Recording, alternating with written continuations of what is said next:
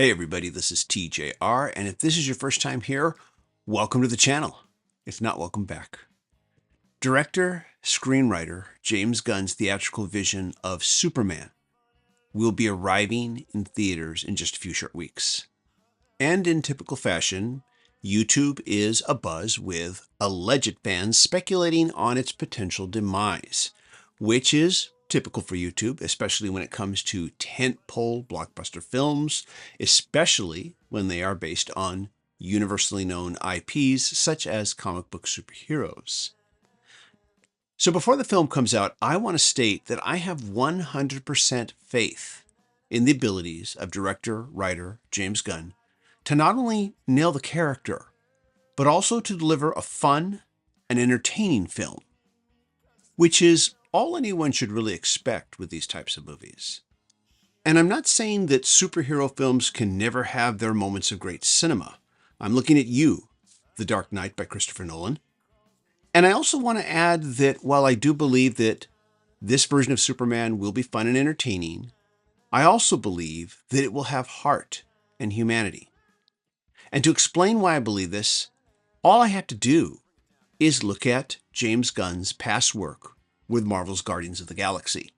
All of these films show that James Gunn understands that the world is not always kind, that it can be unfair, it can even be cruel, but that is no reason why we as human beings should give up on ourselves and on making our lives better, and that we can make the world better by making ourselves better.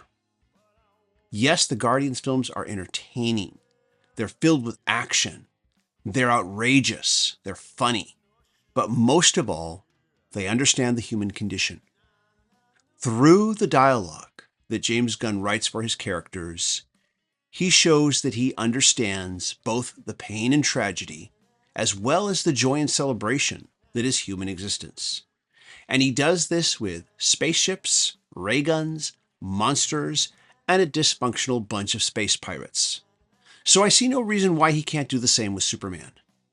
He also has admitted that he has loved comics since he was a kid. He respects both the characters and the medium and the many artists and writers who have contributed to the mythos of these characters. He's also not afraid to embrace the more wildly outrageous, not to mention sillier elements of superhero comics when adapting them to film. Right from the very beginning, Superman, as written and drawn by his creators, Jerry Siegel and Joe Shuster, were a symbol of hope, an example that we can be better and that we can do better, a champion of justice and also a champion of social justice. And I know that for some of you, that's kind of become a dirty word here on the internet. And if you're one of them, all I can say is you need to stop listening to all those internet grifters and fix your heart. Because if you don't, you're going to doom yourself to a life of misery. But I digress.